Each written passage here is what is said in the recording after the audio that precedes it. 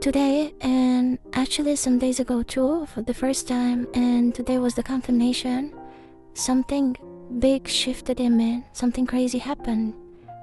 Today, I realized that I can actually ask for help, and I realized that there's someone in my life who actually can help me too. And I don't think I ever had that before, or at least I never tried to have it. When the help came, I shed some tears. I cried, not because of the money, but because I was so proud of myself. Because for the first time in my life, I was able to ask help. Proud that I was brave enough to ask. Proud that I didn't hide. And proud that I didn't pretend I was okay when I wasn't. So much of the pain in my life came not only from lack or struggle, but from never being able to say I need help. I didn't want people to know I was in a bad situation. I didn't want to be seen as broken or broke or struggling. So I stayed silent and I carried everything alone. Today, when I finally asked and I was met instead of rejected, it felt like a release. It felt like something old cracked open and left my body, like a cycle closing. And it made me think about Istanbul. For jail, Istanbul was a vacation. I was working online, making money. I had a brand new MacBook full of work ideas, projects, crypto.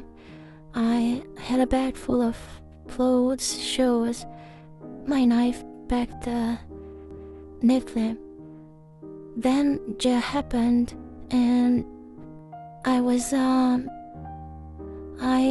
thinking I would actually go out before they actually took.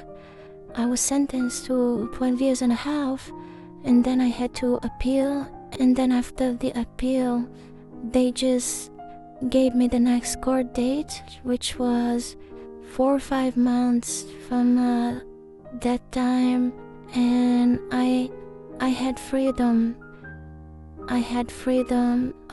But with a travel ban, I couldn't leave the country because I simply had to wait for the next port outside rather than inside. When I got out, everything was gone. A lot of money was spent on lawyers, or my other money mainly was gone to in my other devices, all my work, all my everything. I went back to the hotel. I asked them for my bag. They had it. My laptop was gone. The designer pieces was gone. The expensive clothes was gone. But everything that was normal was still there. Thankfully, because at least I had that. And I remember feeling blessed just to have found that bag. I dragged it with me everywhere. At the beginning, I had money to build an hotel for some nights. The situation was starting to look massive, and it started getting exhausting. There was days where I didn't have where to go. I would just leave my bag somewhere, or have a locker or something, and just be around.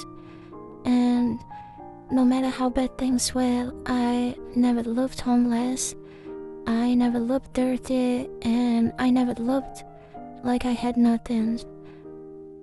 And that was very exhausting in its own way, because pretending you're okay when you don't even have where to sleep can cost you a lot of energy. The first period after jail was dark. Some days I paid for places night by night. Others I just figured it out. Each day was uncertainty, and each checkout felt like another deadline on my survival. Money didn't go to food, it just went to shelter. And yeah, that's why the hunger came, and there were moments I had literally nothing, like not even money for water. But life didn't stay only there. My life has always been extreme, either so down or so up, never balanced. So in the middle of all the chaos, things really shifted. It's like I was able to pay for some nice apartments or hotel. I was able to have billboard money that I was only allowed to use on those platforms. So I just changed completely environment from 30 euro rooms to insane apartments, from the streets to high floors, glass windows, skyscrapers, beautiful neighborhoods. The contrast was just crazy, but I was still anxious, still hungry sometimes, still unsure about tomorrow. But the world around me looked luxurious, and now I had to fake it even more. But at least I was more comfortable in the fakeness. And now I realized something important. Even when my life was fucked up, my eyes were still seeing beauty. My soul was still finding alignment.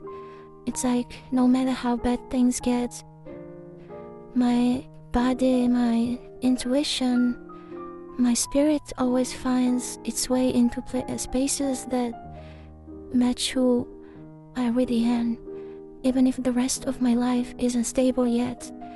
And that's how my life moves.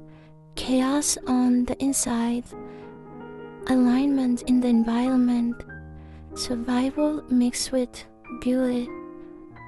And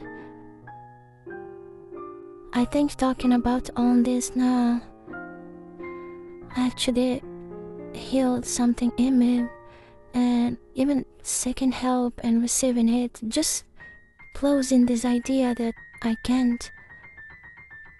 Everything wasn't just suffering, it was experience, it was lessons, it was extremes shaping me. And today was confirmation that I don't have to carry everything alone anymore, and that I'm allowed to be supported, that the world isn't always against me. So I'm just grateful for today, for the memories, for the survival, for the way my soul always finds its way back to itself, no matter how wild the journey looks on the outside. Today I realized that I can actually ask for help and still feel intact, still feel respected. I didn't feel exposed, I didn't feel smaller, I didn't feel like I lost my dignity. And that's what I always thought would happen. I thought asking would take something from me, but it didn't. It gave me something instead. And maybe strength was never about surviving in silence, but about knowing when you don't have to. And I also realized that a big part of my suffering wasn't the lack, but the pretending. Even in my homeless period, what exhausted me the most was pretending I wasn't homeless. That pretending the quiet, constant movement, constant shifting, never staying too long in one place.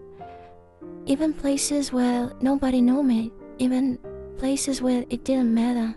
I wouldn't let myself rest in visibility, so I kept moving. There were nights I stayed out the whole night because it felt safer to find somewhere to rest in the morning. So I would party or walk or stay busy or take a train or find anything to do. Even when my body was done, even when I just wanted to lay down and sleep, even when it was cold, I still couldn't ask for help because in my head, if I was the only one living it, then I could decide. It never really happened. As long as no one saw it, it wasn't real. And that choice to survive in silence ended up costing me more than the situation itself. Talking about it now, I also realized something important. For a long time, I never really went back there mentally. I never looked at the whole picture. I think it was traumatizing, so I avoided it. I was scared to go dig into it, scared of what I would find. But now that I actually allowed myself to talk about it, to read the face it, I realized it wasn't just darkness. It was intense, yes, it was extreme, but it wasn't something I need to keep holding into like a wound forever.